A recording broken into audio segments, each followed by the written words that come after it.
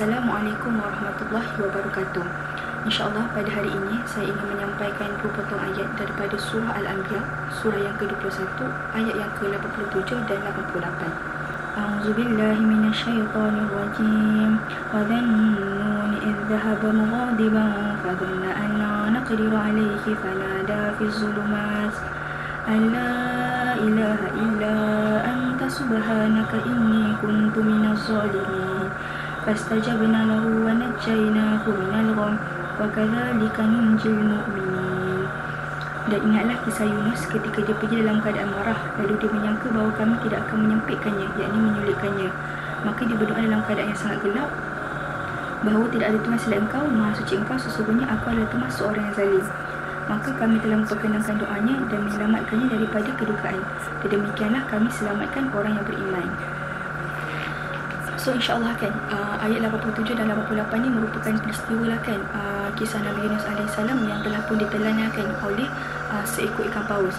A little bit short recap lah kan, from kisah Nabi Yunus AS ni. Nabi Yunus AS ni telah diperintahkan lah kan oleh Allah Subhanahu Wa Taala untuk dia menyampaikan lah kan dakwah kepada kaum-kaum dia.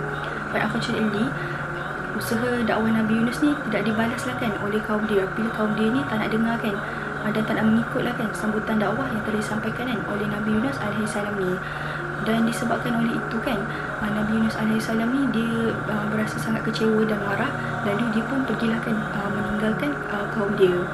Dan sebabkan dia meninggalkan kaum dia ni lah kan, Allah SWT pun menghukumkan Nabi Yunus AS bila sewaktu dia pergi meninggalkan kaum dia dengan menaiki sebuah kapal, dia telah pun dicampakkan kan ke dalam laut dan akhirnya telah ditelankan oleh seekor ikan paus.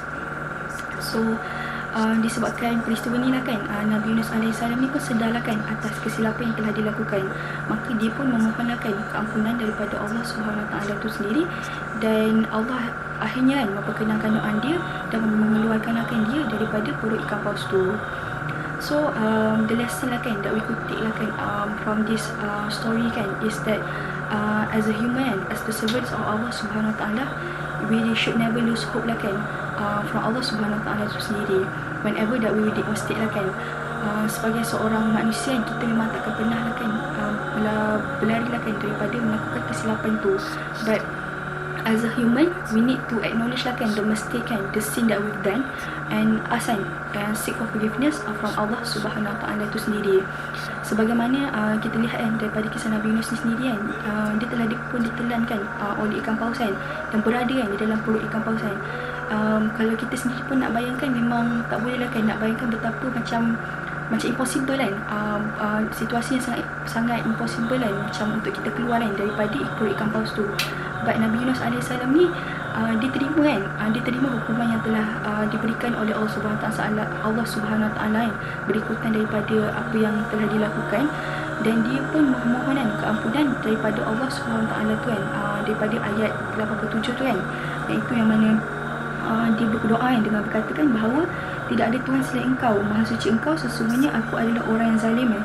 Dia acknowledge dia as someone yang membuat kesilapan kan, dia acknowledge that he commit the mistakes. Dan dia memohon kan keampunan kepada Allah Subhanahu Wa Taala tu.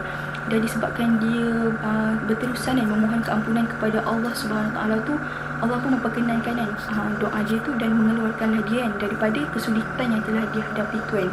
So this reflects lah kan for us as well is kita sepatutnya sentiasa yakinlah kan dengan Allah SWT tu kan. Kita sentiasa lah kan berdoa kan, sentiasa kan tak putus-putus kan memohon keampunan kan daripada Allah SWT tu untuk sentiasa kan memaafkan dan mengampunkan dosa-dosa kita kan. Tak kira lah kita rasa dosa kita tu besar maupun kecil kan, insyaAllah kan Allah tu sentiasa kan membuka pintu taubat dia kepada kita kan. So I really think lah kan, especially during this holy month of Ramadan, adalah merupakan satu peluang yang besar lah kan pada kita untuk kita memohon kan keampunan kepada dia kan. Dan semoga kan kita menjadi hamba-hamba dia yang sentiasa kan bertaubat dan sentiasa kan memohon keampunan daripada dia kan. Dan moga-moga doa ampunan kita kan, taubat-taubat kita tu akan diterima kan oleh Allah SWT, lagi-lagi pada bulan yang mulia ni kan, insyaAllah. So insyaAllah kan itu je lah kan yang ingin saya kongsikan kepada anda semua. I really hope that you will find this short video beneficial for you. And semoga kita menjadi orang yang diampunkan kan oleh Allah Subhanahu Taala tu, dan Allah memasukkan kita kan di kalangan orang-orang yang beriman, dan memasukkan kita kan ke dalam syurga Firdausi itu sendiri kan, which is the final destination that we all want lah kan, insyaAllah. So that's all. Thank you for listening. Assalamualaikum warahmatullahi wabarakatuh.